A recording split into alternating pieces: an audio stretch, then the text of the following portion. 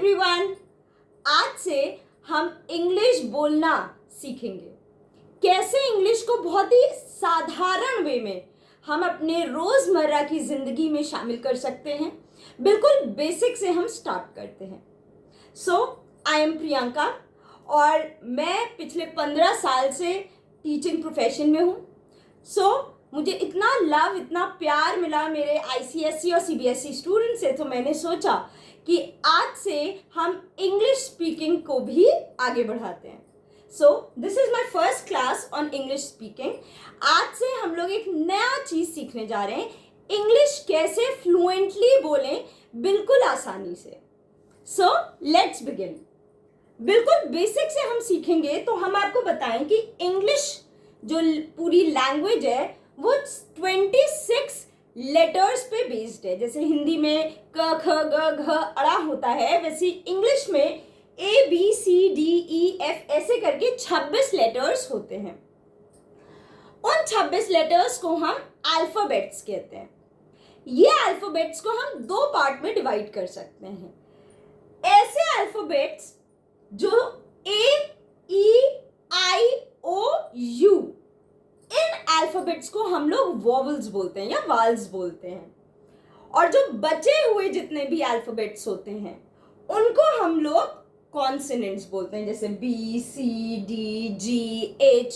ये सारों को मिला के अल्फाबेट्स बनता है।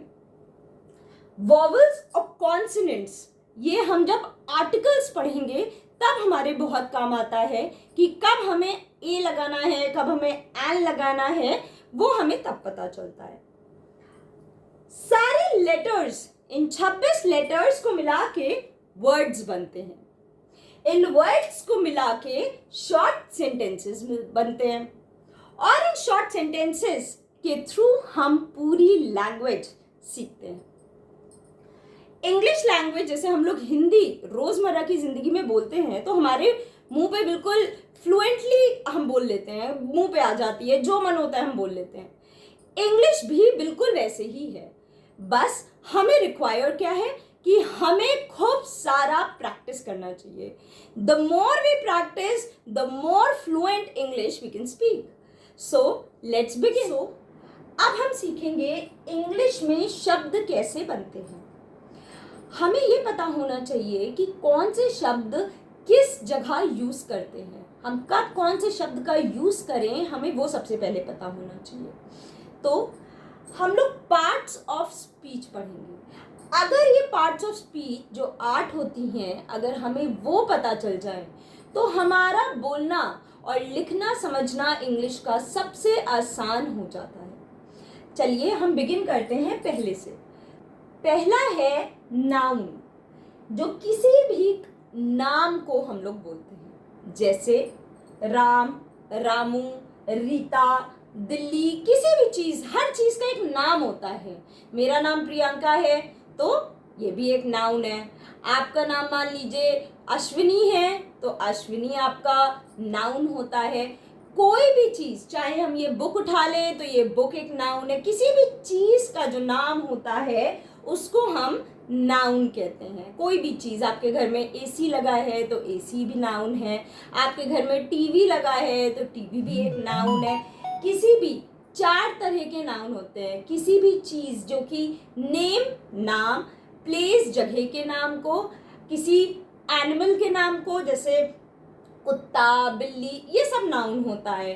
नेम, प्लेस, एनिमल और थिंग। थिंग मतलब जैसे कप, प्लेट, ये भी किसी चीज का नाम है ना, तो वो सब कुछ नाउन में आता है।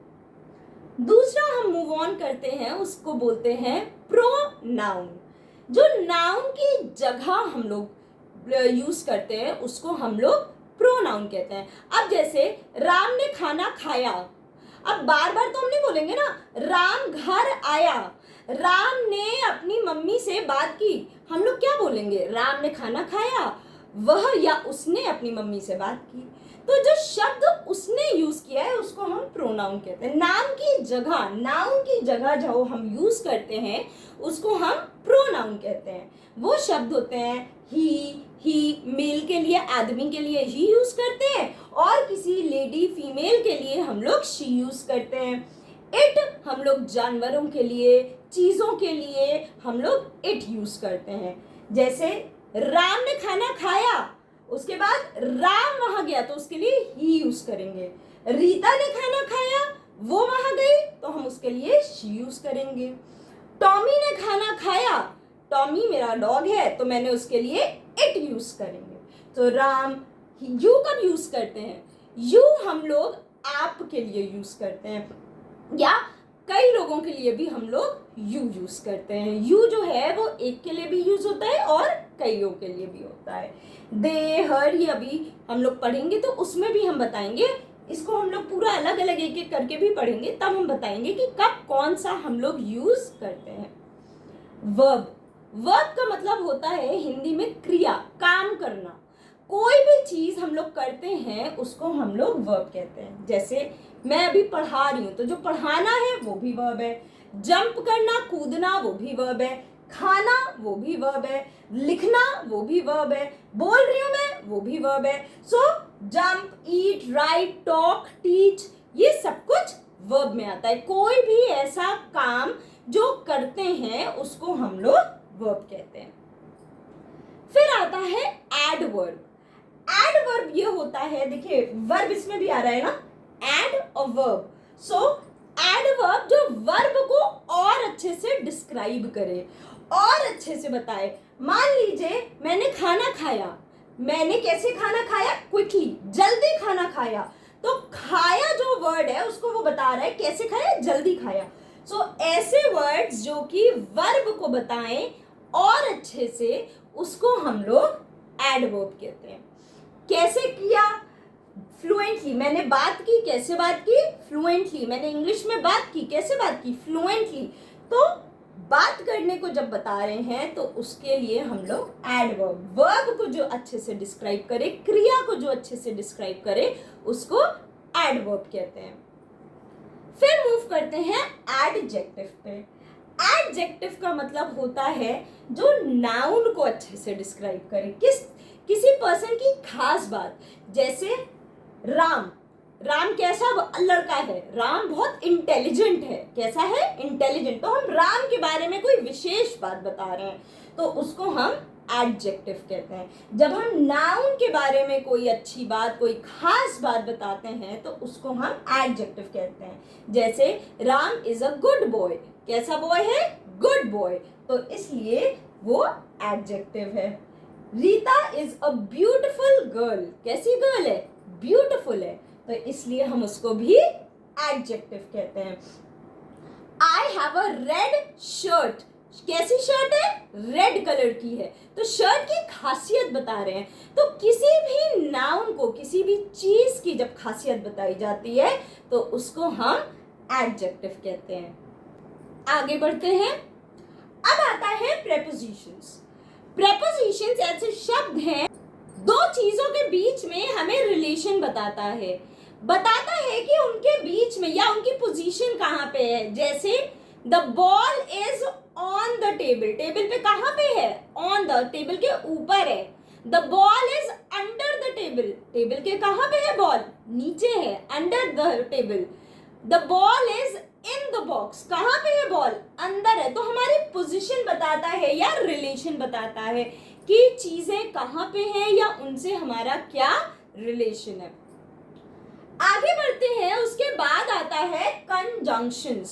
कंजंक्शंस ऐसे शब्द होते हैं जो दो सेंटेंसेस को, दो वाक्यों को जोड़ते हैं। जैसे राम बहुत इंटेलिजेंट है लेकिन वो बहुत रूड है। तो हम इसको कैसे जोड़ेंगे? हिंदी में तो हमने लेकिन यूज कर दिया, इंग्लिश में हम कैसे बोलेंगे? Ram is very intelligent but he is very rude. तो हमने बट से जोड़ा। सो ऐसे वर्ड्स जिनसे हम दो वाक्यों को या दो सेंटेंसेस को ज्वाइन करते हैं, आपस में मिलाते हैं एक सेंटेंस बनाने के लिए, उनको हम कंजंक्शंस कहते हैं। जैसे एंड, राम और श्याम बहुत अच्छे बच्चे हैं। Ram and Shyam are very good boys. But, so, मेरी तबीयत खराब है इसलिए आज मैं नहीं जाऊंगी. I am not well, so I will not go. So हम तब यूज करते हैं. Because भी इसलिए के लिए यूज होता है. जैसे I will not join the office because my salary is not released. मैं ऑफिस नहीं ज्वाइन करूंगा. क्यों? क्योंकि मेरी सैलरी नहीं मिली है मुझे. दो, ऑल्दो, ऐसे बहुत सारे वर्ड्स हैं जो कि कंजंक्शंस में हम लोग यूज करते हैं. आखिरी आता है इंटरजेक्शन. इंटरजेक्शन का मतलब होता है जो हम एकदम से अचानक से अपनी इमोशंस को, अपनी फीलिंग्स को जो शो करते हैं उसको हम इंटरजेक्शन कहते हैं. जैसे oh wow this is so beautiful, ये कितना अच्छा है. तो जो वाओ शब्द होता है उसको हम इंटरजेक्शन बोलते हैं. अरे यार ये तो खराब हो गया. ओहो अलास दिस इज रूइंड. सो ये अलास, वाओ, हेलो कैसे हैं आप. तो ये हेलो, ये जो शब्द होते हैं इनको हम इंटरजेक्शन कहते हैं. सो होप आप लोगों को ये पहली क्लास मेरी इंग्लिश कैसे सीखें की समझ में आई होगी. प्लीज़ मुझे कमेंट्स में ज़रूर बताएं क्योंकि आपके कमेंट से ही मुझे मोटिवेशन मिलता है ऐसे और वीडियोस बनाने के लिए. Thank you so much. Bye bye.